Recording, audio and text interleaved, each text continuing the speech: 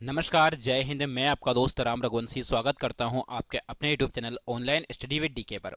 साथियों, जैसा कि आप लोगों को पता ही होगा, जो रीट लेवल फर्स्ट और लेवल सेकंड का जो पेपर हुआ था फरवरी 2025 में, उसका अब जो ऑफिशियल पेपर है वो आ चुका है।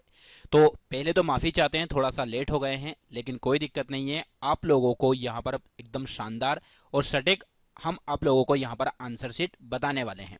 तो यहाँ पर मैं आज की इस क्लास में आप लोगों के सामने जो राजस्थान के अंतर्गत जो लेवल सेकंड है, उस लेवल सेकंड के अंतर्गत जो सोशल स्टडीज़ का जो पोर्शन दे रखा है, यानी कि सामाजिक अध्ययन का जो पोर्शन दे रखा है, उस सामाजिक अध्ययन के अंतर्गत जो 60 प्रश्न हैं, उनकी मैं आंसर शीट आप लोगों को बताने वाला हूँ। और मैं आंसर शीट जो बताने वाला हूं, मैं ये भी क्लियर कर दूं भाई आप लोगों को, क्योंकि बहुत सारे लोगों को डाउट रहता है कि सर ये सेट ए है, बी है, सी है, डी है। तो जो मैं आप लोगों को यहाँ पर आंसर शीट बताने वाला हूं, वो है कहीं ना कहीं सेट डी के आंसर। किसके आंसर है? सेट डी के आंसर है। यदि आप लोगों के सामने आपने जो पेपर दिया है उसमें ए आया है, बी आया है, सी आया है, तो आप उसे अपने हिसाब से उन क्वेश्चनों को देखकर उनके आंसर ऊपर नीचे देख सकते हैं। ठीक। बाकी मैं यहाँ पर आप लोगों को जो आंसर बताने वाला हूँ वो सेट डी के बताने वाला हूँ। ठीक है, तो चलिए हम लोग क्लास की शुरुआत करते हैं और पूरे के पूरे जो आंसर आप लोगों के हैं वो मैं आपको बताने वाला हूं, और आप अपने आंसरों के साथ इनको मैच कर लीजिए और आप देखिए कि आप लोगों के कितने नंबर आ रहे हैं। ठीक है, ये राजस्थान के अंतर्गत लेवल सेकंड जो है उसके अंतर्गत के क्वेश्चन हम जानने वाले हैं। जैसे कि आप लोग जानते हैं ये बात कि यहाँ पर जो है मैथमेटिक्स और साइंस के जो पोर्शन दे रखा है वो क्वेश्चन नंबर 91 से लेकर 150 तक है। ऐसा ही सोशल स्टडीज का है जो कि 91 से लेकर 150 तक है। तो हम इन्हीं की हम चर्चा करने वाले हैं। ठीक, चलिए देखते हैं यहाँ पर हम पहला प्रश्न। तो पहले प्रश्न को देखने से पहले हम उसके पास आ जाते हैं कि भैया कौन कौन से प्रश्न आए हैं। ठीक, चलिए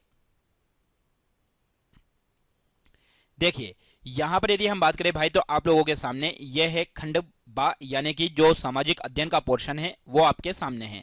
तो सामाजिक अध्ययन के पोर्शन में जो पहला प्रश्न आप लोगों के सामने आया था उसकी हम चर्चा करते हैं कि पहला क्वेश्चन कौन सा था। ठीक, तो भारतीय होम रूल लीग की स्थापना अप्रैल 1916 में किसने की थी? तो यहाँ पर आप लोगों के सामने क्वेश्चन है कि जो होम रूल लीग है इसकी स्थापना किसके द्वारा की गई थी, ये आपको पता होना चाहिए। ठीक, तो यहाँ पर इसका जो सही जवाब क्या होगा? महात्मा गांधी, सर आगा खां, अरविंद घोष, बाल गंगाधर तिलक। तो बच्चों इस प्रश्न का सही जवाब हो जाएगा बाल गंगाधर तिलक। तो 1916 में बाल गंगाधर तिलक के साथ जो थे उनका नाम था एनी बेसेंट, ये आप लोगों को पता होना चाहिए, लेकिन एनी बेसेंट यहाँ पर नहीं दे रखा है, इसलिए यहाँ पर सही आंसर हो जाएगा बाल गंगाधर तिलक। ठीक, क्वेश्चन नंबर 92 जो कि आपके सामने है। चलिए यहां पर आपके सामने जो दे रखा है, निम्नलिखित स्थानांतरित कृषि व उनके क्षेत्र को सम्मिलित कीजिए। आपके सामने यहां पर कृषि दे रखी है और उनके क्षेत्र दे रखे हैं, ये आप लोगों को बताने हैं कौन से सही है। यहां पर स्थानांतरित कृषि क्या होती है ये आपको पता है कि किसी एक क्षेत्र विशेष की जो वनस्पति होती है उसको काटकर जला दिया जाता है और वहां पर खेती की जाती है। ठीक, इसी स्थानांतरित कृषि को और किस नाम से जानते हैं? तो झूम कृषि के नाम से भी जानते हैं। इसी को यदि देखा जाए तो कर्तन एवं दहन प्रणाली के नाम से भी जाना जाता है। तो ये उन कृषियों के अलग अलग नाम दे रखे हैं जो अलग अलग राज्यों में कहे जाते हैं। जैसे बेवर कहां पर बोला जाता है? तो मध्य प्रदेश में, बिल्कुल सही। पोडू कहां पर बोला जाता है? आंध्र प्रदेश में। कुमारी कहां पर? पश्चिमी घाट में। और वालरे कहां पर? दक्षिणी पूर्वी राजस्थान में। तो यहां पर जो दे रखे हैं बिल्कुल सही सुमेलित हैं, इसलिए इसका सही जवाब हो जाएगा पहले का ए, दूसरे का बी, तीसरे का सी और चौथे का डी, यानी कि ऑप्शन नंबर बी सही है। ठीक, चलिए अगला प्रश्न है आप लोगों के सामने। स्थानीय ज्ञान को सामाजिक विज्ञान पाठ्यचर्चा में क्यों शामिल किया जाना चाहिए? जो स्थानीय ज्ञान है इसको पाठ्यचर्चा में क्यों शामिल किया जाना चाहिए? परीक्षाओं के लिए, स्थानीय तथ्यों और आंकड़ों को याद करने के लिए, प्रोत्साहित करने के लिए, केवल एक विशेष समुदाय को परंपराओं पर ध्यान केंद्रित करने के लिए, पाठ्य चर्चा को छात्रों के वास्तविक जीवन के परिवेश से जोड़ने और सीखने को सार्थक बनाने के लिए, पाठ्य पुस्तकों को पूरी तरह से सामुदायिक चर्चा में बदलने के लिए। बच्चों इसका सही जवाब जो हो जाएगा वो हो जाएगा ऑप्शन नंबर सी, यानी कि पाठ्य चर्चा को छात्रों के वास्तविक जीवन के परिवेश से जोड़ने और सीखने को सार्थक बनाने के लिए। चलिए अगला प्रश्न है, बहुत सारे लोगों को इसमें डाउट था, मैं आप लोगों को बता दूं। यहाँ पर क्वेश्चन नंबर 94 है कि अधोलिखित में से कौन सा सिद्धांत बौद्ध धर्म से संबंधित नहीं है? अनिश्वरवाद, आत्मवाद, कर्मवाद, पुनर्जन्मवाद। बहुत सारे व्यक्तियों ने इसका आंसर गलत बताया है, लेकिन बच्चों मैं आप लोगों को बता दूं इसका सही आंसर जो है वो है आत्मवाद। ठीक, क्योंकि आत्मवाद का जो संबंध है वो किससे है? जैन धर्म से है, ये आपको ध्यान रखना है। बाकी यहाँ पर अनिश्वरवाद, कर्मवाद, पुनर्जन्मवाद का संबंध किससे है? बौद्ध धर्म से है। ठीक, चलिए अगला प्रश्न है 95। रूबिक्स के दो मुख्य प्रकार कौन कौन से हैं? यहाँ पर रूबिक्स के दो प्रकार हैं, ये आपको बताना है। उद्देश्यपरक और व्यक्तिपरक रूबिक्स, योगात्मक और रचनात्मक रूबिक्स, समग्र और विश्लेषणात्मक रूबिक्स, और निदानात्मक और मूल्यांकनात्मक रूबिक्स। तो जो मैंने यहाँ पर आप लोगों के सामने खोजा है, सर्च किया है, जो मेरे को पता चला है भैया, उसका जो सही आंसर है आप लोगों के सामने 95 का जो है वो है ए, यानी कि उद्देश्यपरक और व्यक्तिपरक ये दोनों क्या है, रूबिक्स के प्रकार हैं। चलिए अगला प्रश्न है आपके सामने 96। ठीक, जीज ए शाहजहानी की मुख्य विषय वस्तु क्या थी? यानी कि जो ये लिखी गई रचना है, जिज ए शाहजहानी की मुख्य विषय वस्तु क्या थी? तो शरीर रचना, चित्रकला, खगोल शास्त्र, अंकगणित। बच्चों इसका सही जवाब है आपके सामने खगोल शास्त्र। आप यहाँ पर देख सकते हैं ये सेट जो है वो कौन सा है, डी है। ये बहुत सारे लोग कहीं ना कहीं बेचारे कंफ्यूज होते हैं कि सर कौन सा सेट है, तो मैंने आप लोगों को बता दिया है यहाँ पे, ये सेट डी के क्वेश्चन आंसर में आप लोगों को करा रहा हूँ। ठीक है, चलिए अगला प्रश्न है 97। निम्नलिखित में से कौन सा कथन सत्य नहीं है? अर्शा मेजर या बिग बियर एक नक्षत्र मंडल है। बड़े आकार वाले गर्म खगोलीय पिंड जो गैसों से बनते हैं और स्वयं की ऊर्जा व प्रकाश रखते हैं तारे कहलाते हैं, ये भी सही है। बृहस्पति, शनि, यूरेनस, नेपच्यून आंतरिक ग्रह हैं। पृथ्वी के आकार को भू आप कहा जाता है। बच्चों यहाँ पर जो सही नहीं है वो है आपका ऑप्शन नंबर सी, क्योंकि बृहस्पति, शनि, यूरेनस, नेपच्यून आंतरिक ग्रह नहीं है, बल्कि ये कौन से ग्रह हैं, ये बाह्य ग्रह हैं, ये आपको ध्यान रखना है। ठीक, बाकी यदि देखा जाए तो कहीं ना कहीं बुध, शुक्र, पृथ्वी, मंगल ये सब कौन से ग्रह, आंतरिक ग्रह हैं। चलिए अगला प्रश्न है आप लोगों के सामने 97 के बाद है 98। दी गई भू आकृतियों का उत्तर से दक्षिण में सही क्रम क्या है? यानी कि जो ये पर्वत पहाड़ी जो दे रखी है, इनका उत्तर से दक्षिण, यानी कि हम हर एक कंडीशन में ऊपर की ओर उत्तर मानते हैं और नीचे की ओर क्या मानते हैं, दक्षिण। तो इस प्रकार से हमें उत्तर से दक्षिण के क्रम में बताना है कि पहले नंबर पर कौन है, दूसरे पे कौन है, तीसरे पे कौन है और चौथे पर कौन दे रखी है। ठीक, तो यहां पर यदि देखा जाए भैया, विंध्याचल श्रेणी, सतपुड़ा, महादेव पहाड़ी, सतपुड़ा श्रेणी, विंध्या श्रेणी, महादेव पहाड़ी, महादेव पहाड़ी, सतपुड़ा श्रेणी, विंध्याचल श्रेणी, महादेव पहाड़ी, विंध्या श्रेणी, सतपुड़ा श्रेणी। बच्चों इसका सही जवाब हो जाएगा 98 का आप लोगों के सामने। सबसे ऊपर है विंध्याचल पर्वतमाला, फिर सतपुड़ा श्रेणी और फिर महादेव श्रेणी, यानी कि इस प्रकार से इनका क्रम देखने को मिलेगा आपको, पहले विंध्याचल, फिर कहीं ना कहीं सतपुड़ा और उसके बाद महादेव। ठीक, चलिए अगला प्रश्न है आपके सामने, क्वेश्चन नंबर 99। इतिहासकार सी वैद्य ने किस गुहिल शासक की तुलना फ्रांसीसी सेनापति चार्ल्स मोर्टेल से की है? ठीक, यहां पर जो एक इतिहासकार है सी वैद्य ने, ठीक, सी वैद्य ने किस गुहिल शासक की तुलना फ्रांसीसी सेनापति चार्ल्स मोर्टेल से की है? बप्पा रावल, महाराणा कुंभा, राणा हमीर, राणा सांगा। बच्चों इसका सही जवाब जो है आप लोगों के सामने वो हो जाएगा बप्पा रावल। ठीक, चलिए अगला प्रश्न है क्वेश्चन नंबर 100। निम्न में से कौन सा भवन चित्तौड़ के किले में अवस्थित नहीं है? यानी कि ऐसा कौन सा किला है जो चित्तौड़ में स्थित नहीं है? भामाशाह की हवेली, श्रृंगार चंवरी प्रसाद, नवलखा भंडार, सुपारी महल। बच्चों इसका सही जवाब हो जाएगा आप लोगों के सामने सुपारी महल। ठीक, 101 का हो जाएगा ऑप्शन नंबर डी। चलिए अगला प्रश्न है आप लोगों के सामने 102। सूची 1 को सूची 2 से आप लोगों को सुमेलित करना है, यानी कि इधर आप लोगों के सामने पुरातात्विक स्थल दे रखे हैं और इधर उनकी संरचना दे रखी है कि कहां से कौन सी चीज के अवशेष मिले हैं। ठीक, तो नीचे दिए गए कूट के प्रयोग सही करके सही उत्तर चुनिए, यानी कि आपको यहां पर बताना है कि कौन सा किससे मैच खा रहा है। ठीक, तो यहां पर आप लोगों के सामने जैसे कि मैं आपको बता दूं, कालीबंगा से किस चीज के प्रमाण मिले हैं, तो जुते हुए खेत के अवशेष मिले हैं। ठीक, वहीं यदि आप लोगों के सामने यदि देखा जाए यहाँ पे, तो इसके अलावा आपके सामने जो पहला दे रखा बनावली, बनावली से किस चीज के प्रमाण मिले हैं, तो मिट्टी से बने हुए हल्के प्रतिरूप मिले हैं। ठीक, वहीं कालीबंगा का मैंने आपको बताया जुते हुए खेत के अवशेष मिले हैं। और वहीं यदि देखा जाए सोतुगई से किसकी चीज मिले हैं, तो नहरों के अवशेष मिले हैं। और धौलावीरा से यदि देखा जाए तो जलाशयों का प्रयोग। इस प्रकार से इस प्रश्न का सही जवाब हो जाएगा 101 का आपके सामने डी, यानी कि पहले का दूसरा, दूसरे का तीसरा, तीसरे का पहला और चौथे का चौथा। चलिए अगला प्रश्न है आपके सामने 102। निम्नलिखित में से कौन सा सामुदायिक संसाधन के रूप में सांस्कृतिक संसाधन का उदाहरण है? तो जो मुझे यहां पर आंसर के रूप में प्राप्त हुआ है, वैसे दो इसके आंसर कहीं कहीं के देखने को मिलते हैं, पहाड़ियां और घाटियां भी था, लेकिन इसका सही जवाब जो है बच्चों वो है कला मंच, संग्रहालय और रेडियो स्टेशन, क्योंकि सांस्कृतिक संसाधन के बारे में पूछा गया है यहाँ पे। चलिए, किस प्रजामंडल का संबंध सागरमल गोपा से था? ऐसी कौन सी प्रजामंडल है जिसका संबंध किससे था? सागरमल गोपा। बच्चों यदि आप लोगों ने अपने YouTube channel online study with DK पर भरोसा किया था और यदि आप लोगों ने हमने जो पढ़ा है वो पूरा यदि पढ़ा है, तो आपको इस पूरे के पूरे जो 50 क्वेश्चन है, 60 क्वेश्चन जो दे रखे हैं, इन 60 क्वेश्चन में से कम 40 से 50 क्वेश्चन हुबहू अपनी क्लास से आए हुए हैं। ये सारे क्वेश्चन आप लोगों को पढ़ाए हुए हैं यदि आप लोगों ने देखा हो तो। ठीक, भरतपुर, उदयपुर, जयपुर, जैसलमेर। बच्चों इस प्रश्न का सही जवाब हो जाएगा 103 का डी, यानी कि जैसलमेर। चलिए अगला प्रश्न है आपके सामने 104। भारत के संविधान में मूल कर्तव्यों का वर्णन किस अनुच्छेद में है? यानी कि मूल कर्तव्य का वर्णन जो है किस अनुच्छेद में है? 50 का, 51 का, 52 का, 53 का। तो हर एक बच्चे को पता होगा, इसका आंसर किसी ने भी गलत नहीं किया होगा, उम्मीद करता हूं। इसका सही जवाब है ऑप्शन नंबर बी। चलिए 105, ये तो हर एक विद्यार्थी ने ये भी सही किया होगा। ये ऐसे प्रश्न है बच्चों जो नंबर देकर जाने वाले प्रश्न होते हैं, ये नंबर खोकर नहीं, नंबर देकर जाने वाले प्रश्न होते हैं। जैन धर्म के 23वें तीर्थंकर कौन थे? ऋषभदेव, पार्श्वनाथ, नेमिनाथ, महावीर स्वामी। बच्चों यहां पर 23वें तीर्थंकर की बात हो रही है, तो 23वें तीर्थंकर का जो नाम है वो आप लोगों को पता ही होगा, वो थे पार्श्वनाथ। 24वें तीर्थंकर महावीर स्वामी थे, बाकी पहले जो थे वो ऋषभदेव थे। ठीक, चलिए अगला प्रश्न है 106। संसद ने भारतीय पोस्ट ऑफिस संशोधन विधेयक पारित कर किस राष्ट्रपति के सम्मुख हस्ताक्षर हेतु प्रस्तुत किया? मतलब ये जो भारतीय पोस्ट ऑफिस संशोधन विधेयक था, ये कौन से राष्ट्रपति के सामने प्रस्तुत किया हस्ताक्षर के लिए? ज्ञानी जैल सिंह, नीलम संजीव रेड्डी, वीवी गिरी, डॉक्टर शंकर दयाल शर्मा। बच्चों इसका सही जवाब हो जाएगा आपके सामने ज्ञानी जैल सिंह, यानी कि 106 का ए। चलिए अगला प्रश्न है आपके सामने 107। मसरू, मीर ए बादला और नौरंग शाही का संबंध किससे रहा है? बर्तनों के नाम हैं, महिलाओं के लिए कई प्रकार के कपड़े, आभूषणों के प्रकार, संगीत रागों के प्रकार। तो मसरू, मीर ए बादला और नौरंग शाही का संबंध जो है महिलाओं के कई प्रकार के क्या हैं? ये कपड़े हैं। चलिए अगला प्रश्न है भैया आपके सामने। एल नीनो का जन्म सामान्यतः माह में होता है। बहुत जगह इसका आंसर जो है अलग अलग बताया गया है, लेकिन इसका जो एग्जैक्ट आंसर है मैं आप लोगों को बता रहा हूं भैया। 100% इसका जो सही जवाब है, एल नीनो का जन्म सामान्यतः माह में होता है। दिसंबर में, मार्च में, मई में, सितंबर में। बहुत सारे लोगों ने इसका आंसर सितंबर बताया है, लेकिन बच्चों इसका सही जवाब जो है वो दिसंबर है। ठीक, चलिए अगला प्रश्न है आप लोगों के सामने 108 के बाद 109। सपन प्रिया कहानी संग्रह की रचना किसने की है?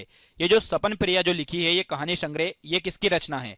शिवचंद्र भरतिया, यादवेंद्र शर्मा चंद्र, नथमल जोशी, विजयदान देथा। बच्चों 109 के प्रश्न का सही जवाब हो जाएगा विजयदान देथा। चलिए अगला प्रश्न है आपके सामने 110। घरेलू हिंसा एवं महिला सुरक्षा अधिनियम कब लागू किया गया था? जो घरेलू हिंसा एवं महिला सुरक्षा अधिनियम, यानी कि एक तरीके से महिलाओं की सुरक्षा के लिए जो अधिनियम लागू किया गया था, ये कब लागू किया गया? 2002, 2004, 2006, 2008। बच्चों इसका सही जवाब हो जाएगा आपके सामने 2006। चलिए अगला प्रश्न है 111वां। हर एक प्रश्न का आपको आंसर बिल्कुल एकदम सटीक और एकदम प्योर बताया जा रहा है। बस यहां से आप लोग अपने नंबर चेक करिए कि 60 में से आप लोगों के कितने नंबर सही हो रहे हैं, और कमेंट बॉक्स में जरूर बताइए कि 60 में से आप लोगों ने कितने नंबर हासिल किए हैं। ठीक, भारतीय संविधान में 73वें संविधान संशोधन द्वारा पंचायती राज के लिए 29 विषय कौन सी अनुसूची में जोड़े गए? 9वीं, 10वीं, 11वीं, 12वीं। बच्चों इसका सही जवाब हो जाएगा आप लोगों के सामने ऑप्शन नंबर सी, यानी कि 11वीं। ठीक, चलिए अगला प्रश्न है 112। जावा का प्राचीन नाम क्या था? जो जावा द्वीप है इसका प्राचीन नाम क्या था, ये आपको बताना है। यवद्वीप, स्वर्णद्वीप, वरुणद्वीप, लक्षद्वीप। तो जावा का जो प्राचीन नाम मिलता है बच्चों वो मिलता है यवद्वीप। क्या मिलता है? यवद्वीप इसका सही जवाब था 112 का। चलिए 113 नंबर का प्रश्न है। पृथ्वी के सतह पर भूकंप मूल में निकटतम बिंदु कहलाता है। जब भूकंप की उत्पत्ति होती है तो भूकंप उत्पत्ति के समय जो उसके सबसे निकट का बिंदु होता है वो क्या कहलाता है? अवकेंद्र, छाया क्षेत्र, विवर्तनिक केंद्र, अधिकेंद्र। बच्चों इसका सही जवाब हो जाएगा ऑप्शन नंबर डी, यानी कि अधिकेंद्र। ठीक, चलिए अगला प्रश्न है आपके सामने। अनुदेशात्मक उद्देश्यों की योजना बनाते समय कौन सा पहलू महत्वपूर्ण है? यानी कि जो अनुदेशनात्मक उद्देश्य होते हैं उनकी योजना बनाते समय कौन कौन से पहलू महत्वपूर्ण हैं? क्रियात्मक क्रियाओं का उपयोग, पाठ्यपुस्तक विषय वस्तु को रटना, मूल्यांकन विधियों की उपेक्षा, सटीक लक्ष्यों से बचना। बच्चों इस प्रश्न का सही जवाब हो जाएगा 114 का ए, यानी कि क्रियात्मक क्रियाओं का उपयोग। चलिए अगला प्रश्न है आपके सामने। निम्नलिखित में से कौन सा युग्म सुमेलित नहीं है? आपके सामने यहाँ पे 4 जो जोड़ी दे रखी है, इनमें कौन सा सुमेलित नहीं है? मारवाड़ महोत्सव जोधपुर, थार महोत्सव बीकानेर, मरू महोत्सव जैसलमेर, हाथी महोत्सव जयपुर। तो इसमें जो सुमेलित नहीं है बच्चों वो थार महोत्सव बीकानेर, क्योंकि ये बीकानेर में नहीं बल्कि ये कहां पर होता है? ये बाड़मेर में होता है, ये आपको ध्यान रखना है। ठीक, तो 115वें का सही आंसर हो जाएगा बी। चलिए, मंगल पांडे ने बैरकपुर में विद्रोह कब किया था? ये आपको पता होना चाहिए कि 1857 की क्रांति के नायक जो कि मंगल पांडे थे, सबसे पहले इन्हीं को फांसी की सजा दी गई थी। इन्होंने बैरकपुर में विद्रोह कब किया था? 28 में 1857, 10 में 1857, 29 मार्च 1857, 8 अप्रैल 1857। बच्चों इसका सही जवाब जो हो जाएगा 116 का आपके सामने ऑप्शन नंबर सी, क्योंकि 8 अप्रैल 1857 को इनको फांसी की सजा दी गई थी। ठीक, चलिए अगला प्रश्न है आपके सामने। पृथ्वी का अक्ष इसके कक्षीय सतह से कितने डिग्री का कोण बनाती है, यानी कि जो पृथ्वी का अक्ष है इसके कक्षीय जो सतह है उससे कितने डिग्री का कोण बनाती है? 23.5 डिग्री, 66.5 डिग्री, 90 डिग्री, 85 डिग्री। बच्चों इसका सही जवाब हो जाएगा ऑप्शन नंबर बी, यानी कि 66 डिग्री, 66.5 डिग्री। चलिए, निम्नलिखित में से कौन सा सामाजिक विज्ञान में परियोजना कार्य का उदाहरण नहीं है, यानी कि जो परियोजना कार्य है इसका उदाहरण कौन सा नहीं है? डाक टिकटों का संग्रहण, डाक टिकटों का संग्रहण, सहकारी बैंक का परिचालन, गणितीय समीकरण हल करना, सामाजिक सर्वेक्षण का आयोजन। बच्चों यहाँ पर 118 का जो सही जवाब हो जाएगा वो है गणितीय समीकरण हल करना, क्योंकि सामाजिक विज्ञान में डाक टिकटों का संग्रहण भी होता है, सहकारी बैंक का परिचालन भी होता है, सामाजिक सर्वेक्षण भी होता है। चलिए, क्वेश्चन नंबर 119। 26 नवंबर 1949 को अंगीकृत भारत के संविधान पर संविधान सभा के कितने सदस्यों का हस्ताक्षर हुआ था? 389, 299, 284, 278। तो संविधान सभा में उस समय जो हस्ताक्षर हुए थे बच्चों वो हुए थे 284 लोगों के। ठीक, चलिए क्वेश्चन नंबर 120। सामाजिक विज्ञानों के शिक्षण में 5E मॉडल का मुख्य उद्देश्य क्या है? जो 5E मॉडल है इसका मुख्य उद्देश्य क्या था? सक्रिय अधिगम और सहभागिता को प्रोत्साहित करना, ऐतिहासिक घटनाओं को याद करना, रटने की तकनीकों पर ध्यान केंद्रित करना, केवल व्याख्यान आधारित शिक्षण को प्राथमिकता देना। बच्चों 120वें नंबर के प्रश्न का सही जवाब हो जाएगा सक्रिय अधिगम और सहभागिता को प्रोत्साहित करना। चलिए, अगला प्रश्न है आपके सामने 121। सामाजिक विज्ञान में वृत्तांत रणनीति का मुख्य उद्देश्य क्या है? जो वृत्तांत रणनीति है इसका मुख्य उद्देश्य क्या है? पाठ्य पुस्तकों की कहानी प्रतिस्थापित करना, केवल ऐतिहासिक तथ्यों पर ध्यान केंद्रित करना, छात्रों की भागीदारी को कम करना, घटनाओं को सुव्यवस्थित और रोचक मौखिक विवरण प्रस्तुत करना। तो यहाँ पर 121वें नंबर का सही जवाब हो जाएगा आपके सामने ऑप्शन नंबर डी, यानी कि घटनाओं का सुव्यवस्थित और रोचक मौखिक विवरण प्रस्तुत करना। चलिए, अगला प्रश्न है, भारत में मोटे अनाज का सबसे बड़ा उत्पादक राज्य कौन सा है? तो भारत में मोटे अनाज का सबसे बड़ा उत्पादक राज्य राजस्थान, पंजाब, हरियाणा, गुजरात। तो बच्चों इसका सही जवाब हो जाएगा 122 का ए, जो कि है राजस्थान। चलिए, अगला प्रश्न है 123। लोकसभा में अनुच्छेद 334 के अनुसार अनुसूचित जातियों के लिए कितने स्थान आरक्षित हैं? यानी कि आर्टिकल 334 के तहत की बात हो रही है। तो ऑप्शन नंबर है 30, 47, 63, 84। बच्चों यहाँ पर 123 का सही आंसर हो जाएगा ऑप्शन नंबर डी, यानी कि 84। तो यहाँ पर एससी के लिए जो आरक्षित क्षेत्र है वो 84 है, और एसटी के लिए जो आरक्षित क्षेत्र है ये कितने हैं बच्चों? तो ये 47 है, ये आप लोगों को ध्यान रखना है। ठीक, यहाँ पर है अगला प्रश्न आप लोगों के सामने 124। कमला एवं इलायची नामक महिला चित्रकारों का संबंध राजस्थान की किस चित्रकला शैली से है? जोधपुर शैली, किशनगढ़ शैली, नाथद्वारा शैली, बूंदी शैली। बच्चों इसका सही जवाब हो जाएगा 124 का सी, यानी कि नाथद्वारा शैली। चलिए, अगला प्रश्न है, मौर्य काल में तांबे के सिक्के को क्या कहा जाता था? मौर्य काल जो था उसमें तांबे के सिक्के को क्या कहा जाता था? निष्क, कर्षापण, धारण, मासक। बच्चों इसका सही जवाब हो जाएगा आपके सामने ऑप्शन नंबर डी, यानी कि मासक। चलिए, अगला प्रश्न है आप लोगों के सामने क्वेश्चन नंबर 126। चलिए देखते हैं, मूल्यांकन प्रक्रिया के 3 परस्पर संबंधित घटक कौन कौन से हैं? जो मूल्यांकन की प्रक्रिया होती है उसके जो 3 परस्पर संबंधित घटक है वो कौन कौन से हैं? उद्देश्य, संसाधन, उपकरण, योजना, क्रियान्वयन। उद्देश्य, उद्देश्य शिक्षण अनुभव और मूल्यांकन, शिक्षण, परीक्षण और अधिगम। बच्चों इस 126वें प्रश्न का सही जवाब हो जाएगा आपके सामने उद्देश्य, शिक्षण अनुभव और मूल्यांकन होना बहुत ज्यादा जरूरी है। ठीक, चलिए अगला प्रश्न है आप लोगों के सामने यहाँ पे, निम्नलिखित में से किस नदी के तट पर ऋग्वैदिक काल में दशरथ युद्ध लड़ा गया था? यानी कि जो ऋग्वैदिक काल था, इस ऋग्वैदिक काल के अंतर्गत जो दशरथ युद्ध लड़ा गया था वो कौन सी नदी के किनारे लड़ा गया था? बच्चों यहाँ पर ऑप्शन में जैसे कि शतुद्री, विपाशा, वितस्ता, परुष्णी। तो यहाँ पर इसका सही जवाब हो जाएगा परुष्णी। ये जो नाम दे रखे हैं ये पुराने नाम यानी कि प्राचीन नाम दे रखे हैं। जैसे शतुद्री जो नाम है किस नदी का नाम है? ये सतलज नदी का नाम है। वहीं यदि विपाशा की यदि हम बात करें तो यह किस नदी का नाम है बच्चों? तो विपाशा की यदि हम बात करें तो यह व्यास नदी का नाम है, पुराना नाम। वितस्ता किस नदी का नाम है बच्चों? तो ये आप लोगों को पता होना चाहिए कि वितस्ता जो नाम है ये किसका नाम है आपके सामने?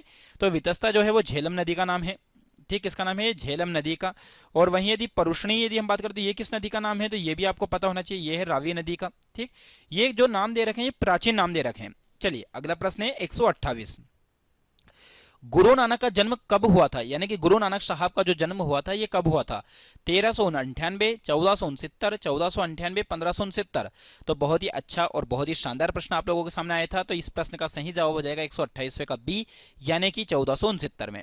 चलिए 129वां प्रश्न है, कौन सा बांध मध्य प्रदेश में स्थित है ये आपको बताना है। गांधी सागर, राणा प्रताप सागर, जवाहर सागर, कोटा बैराज। तो यहाँ पर मध्य प्रदेश में पूछा जा रहा है कि मध्य प्रदेश में स्थित बांध कौन सा है। तो यहाँ पर 129 नंबर के प्रश्न का आंसर हो जाएगा गांधी सागर, जो कि कहाँ पर है, मंदसौर में है। और कौन सी नदी पर स्थित है बच्चों, तो ये जिस नदी पर स्थित है वो नदी कौन सी हो जाएगी, आपकी चंबल नदी हो जाएगी। ठीक, राणा प्रताप सागर, कोटा बैराज, जवाहर सागर, जो कि कहीं ना कहीं है तो चंबल नदी पर, ये राणा प्रताप सागर, कोटा बैराज, लेकिन कहीं ना कहीं राजस्थान में है। ठीक, चलिए अगला प्रश्न है 130। खादर और बांगर भारत में कौन सी मृदा के उदाहरण हैं। खादर और बांगर काली मृदा के, लाल पीली के, शुष्क के, जलोढ़ के। बच्चों इसका सही जवाब हो जाएगा जलोढ़, क्योंकि जलोढ़ के दो प्रकार होते हैं, एक तो खादर होता है और एक और कौन सा होता है, बांगर होता है। अब यहाँ पर खादर और बांगर के बारे में हम यदि देखें कि खादर और बांगर क्या होती है, तो खादर भूमि वो होती है जो नवीन जलोढ़ मिट्टी होती है और बांगर वो होती है जो पुरानी जलोढ़ मिट्टी होती है। ठीक, चलिए अगला प्रश्न है 131। राजस्थान में कमलीताल तथा राजेश्वरी खालिस्तान से संबंधित है, यानी कि जो कमलीताल तथा राजेश्वरी है ये दोनों किससे संबंधित है, कोयला से, खनिज तेल व प्राकृतिक गैस से, परमाणु ऊर्जा से, तांबा से। बच्चों इसका सही जवाब हो जाएगा आपके सामने 131 का बी, यानी कि खनिज तेल व प्राकृतिक गैस से। चलिए अगला प्रश्न है आपके सामने, कालीबंगा सभ्यता की खोज किसने की थी, यानी कि जो कालीबंगा है इसके बाकी खोज जो है वो किसके द्वारा की गई थी आपको बताना है। अमलानंद घोष के द्वारा, अक्षय कीर्ति व्यास के द्वारा, रतन चंद्र अग्रवाल के द्वारा, विजय कुमार के द्वारा। तो कालीबंगा जो स्थल है इसकी खोज जिसके द्वारा की गई थी वो थे अमलानंद घोष। तो हर एक प्रश्न को आप देखिए और आपने जो आंसर लगाए हैं उन आंसर के अनुसार अपनी आंसर की को चेक करिए और देखिए आप लोगों के कितने नंबर आ रहे हैं। ठीक, इलाहाबाद स्तंभ अभिलेख के नाम से प्रसिद्ध प्रयाग प्रशस्ति की रचना किसने की, हरिशैन, कालिदास, शूद्रक, भास। तो यहाँ पर प्रयाग प्रशस्ति की जो रचना की है बच्चों वो की है हरिशैन के द्वारा, जो कि आप सभी लोगों को पता है कहीं ना कहीं गुप्त वंश जो था उस गुप्त वंश में एक दरबारी कवि थे ये। ठीक, वहीं समुद्रगुप्त की यदि हम बात करें उनके दरबारी कवि के रूप में जाने जाते हैं कौन, हरिशैन। इन्हीं के द्वारा चंपू शैली में प्रयाग प्रशस्ति को लिखा गया था। चलिए 134 नंबर का प्रश्न है, बहुत ही अच्छा और बहुत ही शानदार प्रश्न। भारत में दो राज्यों के मध्य विवाद का निपटारा सर्वोच्च न्यायालय के किस क्षेत्राधिकार के अंतर्गत आता है, यानी कि जब दो राज्यों के बीच में विवाद है उसका निपटारा सर्वोच्च न्यायालय के द्वारा कौन से क्षेत्राधिकार में किया जाता है, सलाहकारी, मौलिक, अपीली, रीट। बच्चों यहां पर 134 नंबर के प्रश्न का सही जवाब हो जाएगा मौलिक। ठीक, चलिए अगला प्रश्न है 135। केंद्रीय शुष्क अनुसंधान संस्थान तथा शुष्क वन अनुसंधान संस्थान कहाँ स्थित है, यानी कि जो शुष्क क्षेत्र का अनुसंधान संस्थान है वो कहाँ पर है, बीकानेर, जोधपुर, जैसलमेर, नागौर। बच्चों यहाँ पर 135 नंबर के प्रश्न का सही जवाब है आपका ऑप्शन नंबर बी। यदि आपने जोधपुर लगाया तो बिल्कुल एकदम करेक्ट आंसर है। ठीक, चलिए अगला प्रश्न है आप लोगों के सामने यहाँ पे 136। ठीक, वह मौलिक अधिकार जिसमें बाल संरक्षण एवं बाल अधिकार को सर्वाधिक महत्व दिया गया है वह है, यानी कि जिसमें किस चीज को, बाल संरक्षण एवं बाल अधिकार, यानी कि बालकों के हितों के लिए बात कही गई है। समानता अधिकार, शोषण के विरुद्ध अधिकार, धार्मिक स्वतंत्रता का अधिकार, सांस्कृतिक और शैक्षिक अधिकार। बच्चों इसका सही जवाब हो जाएगा 136 का बी, यानी कि शोषण के विरुद्ध अधिकार। चलिए अगला प्रश्न है 137। अधोलिखित में से कौन सा केंद्र मौर्य साम्राज्य का प्रमुख राजनीतिक केंद्र नहीं था। इन चारों ऑप्शन में से जो मौर्य साम्राज्य है उस मौर्य साम्राज्य का राजनीतिक केंद्र कौन सा नहीं था, तक्षशिला, उज्जैनी, कौशाम्बी, स्वर्णगिरी। बच्चों यहाँ पर इस प्रश्न का उत्तर हो जाएगा 137 का सी, जो कि है कौशाम्बी। तक्षशिला भी रहा है, उज्जैनी भी रहा है और स्वर्णगिरी भी रहा है, लेकिन कौशाम्बी इसका सही जवाब नहीं है। ठीक, ये अभी भी मैं आप लोगों को बार बार बता रहा हूं बच्चों, जो हम सेट पेपर कर रहे हैं वो सेट डी है। सीरीज कोड यदि आपसे देखा जाए तो ये डी जो सीरीज कोड है उसके आंसर में आप लोगों को बता रहा हूं। ठीक, सामाजिक विज्ञानों का अध्ययन करने का मुख्य उद्देश्य क्या है, शारीरिक कौशल में सुधार करना, छात्रों को उनके समाज और पर्यावरण को जानने, समझने और समायोजन करने में मदद करना, गणितीय मॉडल विकसित करना, यांत्रिक प्रणालियों का विश्लेषण करना। बच्चों इसका सही जवाब हो जाएगा ऑप्शन नंबर बी, जो कि एकदम करेक्ट आंसर है 138 का बी। चलिए अगला प्रश्न है आपके सामने 139। किस संत के चमत्कारों से प्रभावित होकर दिल्ली सल्तनत या दिल्ली सुल्तान सिकंदर लोदी ने उन्हें राजस्थान में भूमि दी थी। मतलब ऐसे कौन से संत थे जिनसे प्रभावित होकर दिल्ली के जो सुल्तान सिकंदर लोदी है उन्हें राजस्थान में भूमि दी थी। जसनाथ जी, मल्लीनाथ जी, गोगा जी, मोहाजी मांगलिया। बच्चों इसका सही जवाब आपके सामने है जसनाथ जी। ठीक, चलिए क्वेश्चन नंबर 140। निम्नलिखित में से आर्य समाज के सिद्धांत कौन से हैं? आर्य समाज के बारे में आप लोगों को बताने हैं कि आर्य समाज के सिद्धांत कौन कौन से हैं। वेद ही सत्य, विद्या और ज्ञान के भंडार है, मूर्ति पूजा आडंबर है, विधवा पुनर्विवाह का विरोध किया गया है, अवतारवाद का विरोध किया गया है। तो यहां पर आपको 140वें नंबर के प्रश्न का जवाब देना है। तो बच्चों इसका सही जवाब हो जाएगा ऑप्शन नंबर डी, यानी कि 1, 2, 4, यानी कि वेद ही सत्य, विद्या और ज्ञान के भंडार है, दूसरा मूर्ति पूजा आडंबर है और अवतारवाद का विरोध है। ठीक, ये तीन बातें जो है ये आर्य समाज के बारे में बिल्कुल सही कही गई है, इसलिए इसका सही जवाब हो जाएगा ऑप्शन नंबर डी 140 का। चलिए अगला प्रश्न है 141। यदि 15 डिग्री पूर्वी देशांतर पर स्थित स्थान पर सुबह के 10 बजे हो तो 75 डिग्री पूर्वी देशांतर पर स्थित स्थान पर कितना समय होगा? बच्चों जैसे आप लोगों को बहुत अच्छे से पता होगा कि 4 डिग्री देशांतर रेखा यानी 4 डिग्री को घूमने में जो समय लगता है ये कितना लगता है? तो 4 डिग्री यानी कि 1 डिग्री देशांतर को घूमने में कितने 1 डिग्री देशांतर रेखा को घूमने में लगभग 4 मिनट का समय लगता है, ये आप लोगों को पता होगा। ठीक, इसीलिए कहीं ना कहीं ग्रीनविच मीन टाइम से यदि देखा जाए तो हमारा भारत का समय लगभग 5.5 घंटे आगे है। तो यहाँ पर उसके अकॉर्डिंग यदि देखा जाए तो इसको पूरा कैलकुलेट करोगे आप, तो यहाँ पर आपका जो सही जवाब निकल के आएगा वो आएगा भैया दोपहर के 2 बजे। कितना आएगा? दोपहर के 2 बजे आएगा, ये आपको ध्यान रखना है। चलिए अगला प्रश्न है आपके सामने 142। धात्विक खनिजों का सही समूह है। धात्विक क्या होते हैं? तो खनिज क्या होते हैं जिनको जमीन में से खोदकर निकाला जाता है। वहीं धात्विक क्या होती है? जिनमें धातु पाई जाती है, उन्हें हम धात्विक खनिज कहेंगे। ठीक, लोहा तांबा अभ्रक, अभ्रक पोटाश लोहा, लोहा तांबा पोटाश, लोहा तांबा सीसा। यहाँ पर धात्विक खनिजों के बारे में बात की जा रही है, तो आपको पता होना चाहिए 142 का हो जाएगा सी, यानी कि लोहा तांबा सीसा ये तीनों के तीनों यदि देखा जाए तो बच्चों क्या है? ये धात्विक खनिज है। चलिए, सोशल नेटवर्किंग द्वारा प्रस्तुत किया गया कौन सा कॉन्सेप्ट लाइव रेडियो और टेलीविजन प्रसारण के समान है? उपयोगकर्ता गोपनीयता सेटिंग, रियल टाइम वेब, सामग्री अनुसूची, समूह संदेश। तो सोशल नेटवर्किंग द्वारा प्रस्तुत किया गया ऐसा मॉडल यदि देखा जाए बच्चों तो वो है रियल टाइम वेब, यानी कि रेडियो और टेलीविजन प्रसारण के समान है, मतलब जैसा देखा जाए वैसा ही आपको बताया जाए, तो वो है रियल टाइम वेब। 144 प्रश्न है मगध महाजनपद के बारे में निम्न में से कौन सा कथन सही है? आपको बताना है यहाँ पर मगध महाजनपद के बारे में। किसके? मगध महाजनपद के बारे में बताना है। जैसे कि महाजनपद की पूरी संख्या कितनी थी? 16 थी। उन 16 में से एक जो सबसे ज्यादा शक्तिशाली माना जाता है वो है मगध, उसके बारे में आपको बताना है। अंग का मगध में विलय बिंबिसार द्वारा किया गया, अवंती का मगध में विलय उदयन द्वारा किया गया, वज्जी संघ का मगध में विलय अजातशत्रु द्वारा किया गया। इन तीनों में से कौन सा सही है? तो यहां पर 144 का सही जवाब हो जाएगा ऑप्शन नंबर 3, यानी कि सी 1 और 3 बिल्कुल सही है। ठीक, चलिए अगला प्रश्न है 145। भारत के संविधान के अनुसार राज्य की विधायिका निम्न में से किस विषय पर कानून निर्माण कर सकती है? जो राज्य की विधायिका है वो किस विषय के ऊपर कानून निर्माण नहीं कर सकती है, ये ध्यान रखना। ऐसे प्रश्न ही बहुत ज्यादा कंफ्यूजन में लाते हैं। यहाँ पर कभी कभी हे दे देते हैं और कभी नहीं, तो उससे आपको कंफ्यूज नहीं होना है, बस प्रश्न को ध्यान से पढ़ना है। कृषि, बंदरगाह, भूमि, सार्वजनिक स्वास्थ्य। तो इसका सही जवाब हो जाएगा ऑप्शन नंबर बी, यानी कि बंदरगाह। ठीक, तो 145वें का है बी। चलिए अगला प्रश्न है आपके सामने। राजस्थान में प्रथम सीमेंट कारखाना कहाँ स्थापित हुआ था? राजस्थान राज्य जो है इसमें जो सीमेंट का कारखाना है कहाँ स्थापित हुआ था? लाखेरी, ब्यावर, निम्बाहेड़ा, चित्तौड़गढ़। तो इसका सही जवाब हो जाएगा ऑप्शन नंबर ए, जो कि है लाखेरी। चलिए अगला प्रश्न है 147। भारत में किस संवैधानिक संशोधन द्वारा मताधिकार की आयु 21 से घटाकर 18 वर्ष कर दी गई? 60, 61, 62, 63। तो यहां जो प्रश्न है इसका सही जवाब हो जाएगा आपके सामने ऑप्शन नंबर बी, यानी कि 61। चलिए अगला प्रश्न है आपके सामने। देवगढ़ के दशावतार मंदिर के बारे में निम्नलिखित कथनों पर विचार कीजिए। जो देवगढ़ में दशावतार मंदिर है इनमें से कौन सा कथन सही है? यह मंदिर उत्तर प्रदेश राज्य में स्थित है। मंदिर का निर्माण एक ऊंचे एवं चौड़े कबूतरे पर किया गया है। यह मंदिर शिखर मंदिर का पहला उदाहरण है। इनमें से कौन सा सही है? केवल 1, 2 और 3, 1 और 3, 1, 2, 3। तो इस प्रश्न का सही जवाब हो जाएगा आपके सामने 148 का डी, यानी कि 1, 2, 3 दोनों तीनों सही हैं। चलिए अगला प्रश्न है 1857 की क्रांति के समय पेशवा नाना साहब और उनके परिवार को राजस्थान में शरण किसने दी? यानी कि जो 1857 की क्रांति हुई थी उस क्रांति के समय जो नाना साहब थे और उनके परिवार वाले को किसने शरण दी थी? आहुआ के ठाकुर कुशाल सिंह, कोठारिया के रावत जोत सिंह, भरतपुर के महाराजा तख्त सिंह और उदयपुर के महाराणा स्वरूप सिंह। तो यहाँ पर 149 का जो सही जवाब हो जाएगा आप लोगों के सामने ऑप्शन नंबर बी, यानी कि कोठारिया के रावत जोत सिंह ने उनको शरण दी थी। बच्चों आज का आखिरी यानी कि आपके सामने जो सोशल स्टडीज है, सामाजिक अध्ययन है, उसका 50वां प्रश्न नहीं, ये 60वां प्रश्न आप लोगों के सामने है।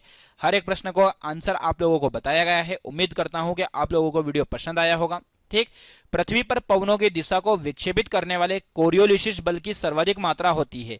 विषुववृत्त व्रत पर होती है, मध्य अक्षांशों पर, ध्रुवों पर, पृथ्वी पर समान रहता है। तो बच्चों इसका सही जवाब हो जाएगा 150 का सी, यानी कि ध्रुवों पर। ठीक, तो यहां पर पूरे मैंने आप लोगों को आंसर बता दिए हैं जो भी आप लोगों के यहां पर आए हुए थे।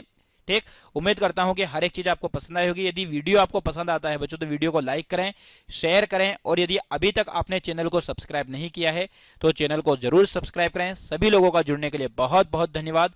जय हिंद, जय भारत।